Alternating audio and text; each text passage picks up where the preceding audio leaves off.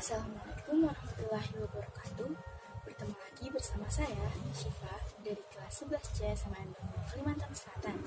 Pada kesempatan ini, saya ingin mengingatkan kalian kembali sejarah menuju proklamasi Indonesia. Sebelum itu, izinkan saya memakai sesuatu yang mungkin akan menambah rasa semangat dalam pembahasan ini.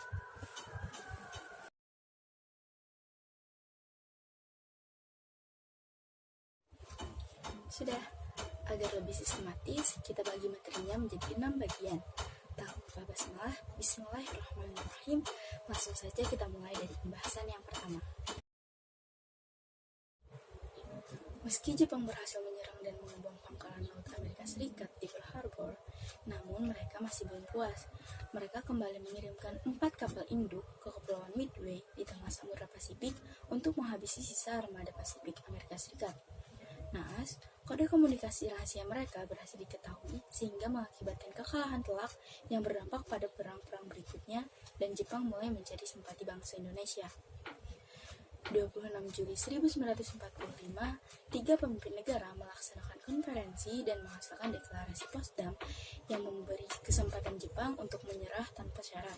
Jepang menolak dan jatuhlah 2 bom yang telah kita ketahui menghancurkan Nagasaki dan Hiroshima, dan Jepang pun mengakui deklarasi Potsdam pada 15 Agustus 1945. Peristiwa penjatuhan bom atom telah terdengar hingga ke golongan tua dan muda. Saat itu, 3 tokoh Indonesia pergi ke Dalat untuk menjanjikan kemerdekaan. Sedangkan sehari setelahnya, golongan muda mengetahui berita dari radio BBC tentang kekalahan dan kemungkinan Jepang akan menyerah. Ditambah dengan pemanggilan tokoh nasional ke Dalat menambah yakin dan semangat golongan muda untuk segera memproklamirkan kemerdekaan. Golongan tua dan muda berbeda pendapat. Golongan tua memilih untuk mengikuti PKI yang telah dibentuk dan memperhatikan dampak buruk yang mungkin akan terjadi apabila tidak kooperatif dengan Jepang.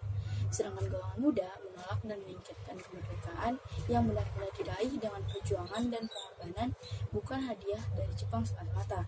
Bahkan, golongan muda siap melakukan perlawanan apabila militer Jepang ikut campur.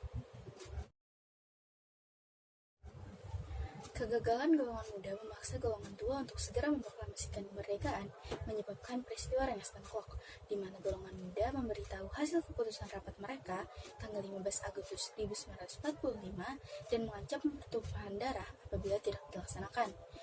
Insinyur Soekarno menolak keras, dan besoknya, 16 Agustus jam 4 subuh, terjadi menculikan Insinyur Soekarno dan Muhammad Hatta beserta Fatmawati dan Guntur Soekarno Putra untuk menjauhkan mereka dari pengaruh Jepang dan meyakinkan mereka akan kekalahan Jepang dan kesiapan golongan muda untuk memproklamasikan kemerdekaan.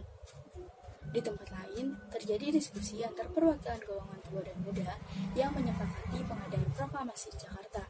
Ahmad Subarjo menjemput Soekarno-Hatta kembali pada sore hari dan meyakinkan pemuda untuk tidak terburu-buru. Malam hari tanggal 16 Agustus 1945, setelah sampai di Jakarta, rombongan Soekarno-Hatta diantar Laksamana Maeda ke rumah kepala pemerintahan militer Jepang di Indonesia. Namun ia menolak rombongan dan memerintahkan kepala Departemen Urusan Umum Pemerintahan militer Jepang untuk menerima. Nishimura mengabarkan Tokyo tidak mengizinkan proklamasi dikarenakan perjanjian antara Sekutu dan Jepang yang mengharuskan Jepang menjaga status quo.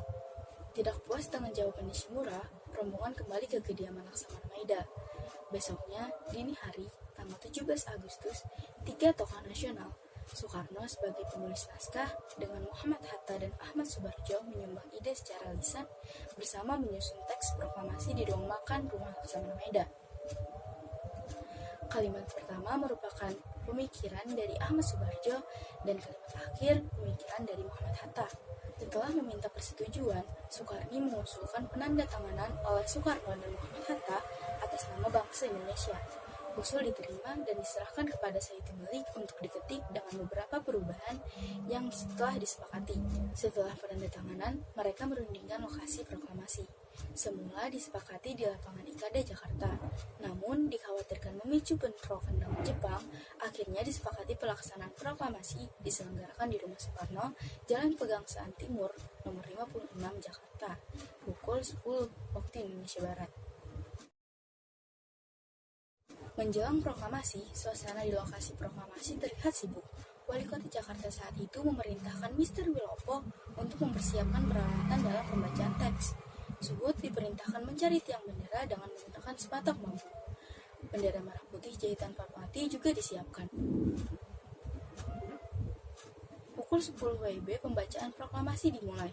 Soekarno menyampaikan pidato pengantar, lalu membaca teks proklamasi. Dilanjutkan pengibaran bendera merah putih oleh S. Suhut dan Latif Hendradingrat diiringi lagu Indonesia Raya oleh hadirin secara spontan.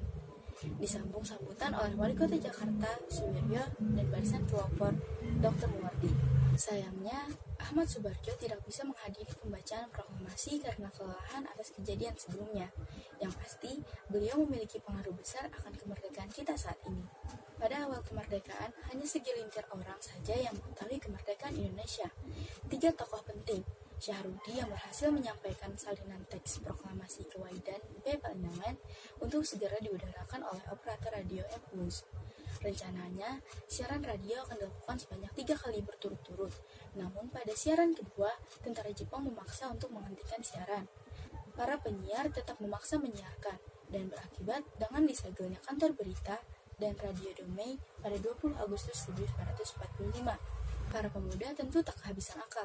Mereka membuat pemancar radio baru di Menteng 31 dengan kode panggilan DJK-1 untuk kembali menyiarkan kemerdekaan. Selain radio, media cetak juga turut andil dalam penyebaran berita kemerdekaan melalui surat kabar, pamflet, poster, coretan di gerbong kereta api, dan dinding kota.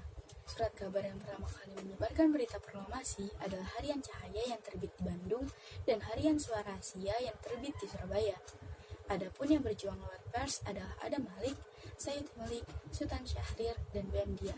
Utusan daerah yang menghadiri sidang PPKI juga menyebarkan langsung ke daerah masing-masing.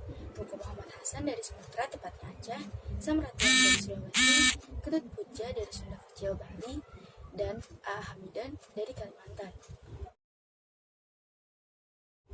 Peristiwa proklamasi merupakan peristiwa penting yang membawa perubahan besar bagi bangsa Indonesia, sebagai tombak pembaruan kehidupan bangsa Indonesia di segala bidang kehidupan.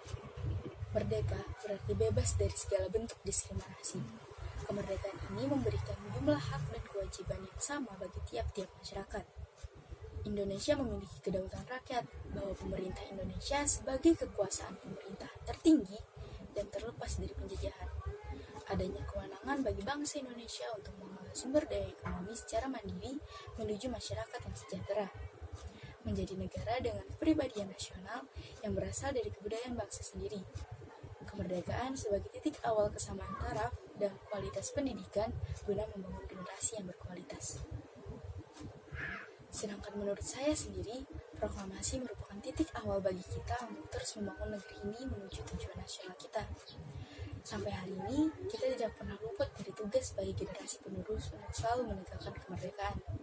Sebagai pelajar, tentu yang sangat dapat saya lakukan adalah belajar dengan sungguh-sungguh untuk nantinya membangun negeri ini bersama teman-teman sebagai garis terdepan pertahanan dan kemajuan Indonesia. Demikian penjelasan sejarah terjadinya proklamasi kemerdekaan. Terima kasih atas perhatian kalian. Mohon maaf atas banyaknya kesalahan. Semangat terus untuk kita, sang generasi muda menuju Indonesia emas. Salam Jas Merah. Wassalamualaikum warahmatullahi wabarakatuh.